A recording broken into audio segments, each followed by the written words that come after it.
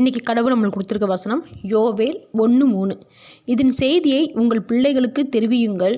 இதை உங்கள் பிள்ளைகள் தங்கள் பிள்ளைகளுக்கும் அவர்கள் தங்கள் பிள்ளைகளுக்கும் சந்ததியாருக்கும் தெரிவிக்க கடவர்கள். இந்த வசனத்தை கொண்டு கடவுள் நம்மகிட்ட என்ன சொல்கிறது பார்ப்போம். தேவன் நம்மளோட வாழ்க்கையில் செஞ்ச உதவிகளையும் அற்புதங்களையும் தேவனோட வல்லமையும் நம்மளோட பிள்ளைகளுக்கு சொல்லி கொடுத்து வளர்க்கணும். ஒவ்வொரு குடும்பத்துலேயும் முக்கியம் இல்லாத சில பழக்கங்கள் இருக்கும். இப்படி தான் உட்காந்து சாப்பிடணும், இந்த திசை பார்த்து தான் படுக்கணும், இந்த திசை பார்த்தா எந்திரிக்கணும், சாப்பிடும்போது சாப்பாடு உள்ளங்கையில் படாமல் சாப்பிடணும். இப்படி முக்கியமில்லாத விஷயத்தை பிடிச்சிக்கிட்டு இது எங்கள் வீட்டு பழக்கம், இப்படி தான் நாங்கள் இருப்போம், பிள்ளைகளும் இப்படி தான் இருக்கணும்னு சொல்லி கொடுத்து வளர்ப்பாங்க. ஆனால் இதை விட முக்கியமே தேவனை பற்றி பிள்ளைகள்கிட்ட சொல்லி வளர்க்கணும். அதை விட்டுட்டு தேவையில்லாததை சொல்லி கொடுத்து என்ன பிரயோஜனம்?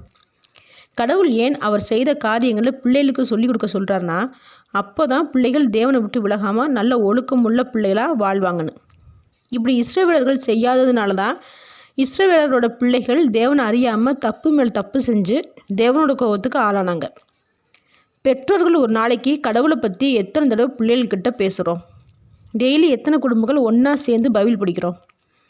எதுக்காக தேவன் குடும்பமாக கூடி ஜெபிக்க சொல்கிறாரு, வசனத்தை தியானிக்க சொல்கிறாருன்னா, எல்லாரும் சேர்ந்து படிக்கும்போது நமக்கோ இல்லை நம்மளோட பிள்ளைகளுக்கோ வசனத்துக்கு உண்டான அர்த்தம் புரியாத போது நம்ம குடும்பத்தில் இருக்கிறவங்க அர்த்தம் தெரிஞ்சவங்க அதை எடுத்து சொல்லி புரிய வைப்பாங்க. அதுக்காக தான் இப்படி ஒன்று கூடி தேவனை பற்றியும் தேவனோட வசனத்தை பற்றியும் பேசும்போது நம்ம தேவனை விட்டு விலகாதபடி தேவன் நம்ம கூடவே இருந்து நம்மளை அழகாக வழி நடத்துவார். அப்போ இதில் முழு பொறுப்பும் முதல்ல பெற்றோர்களுக்கு தான் இருக்குது.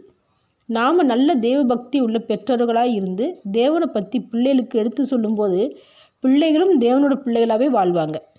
ஆமேன்.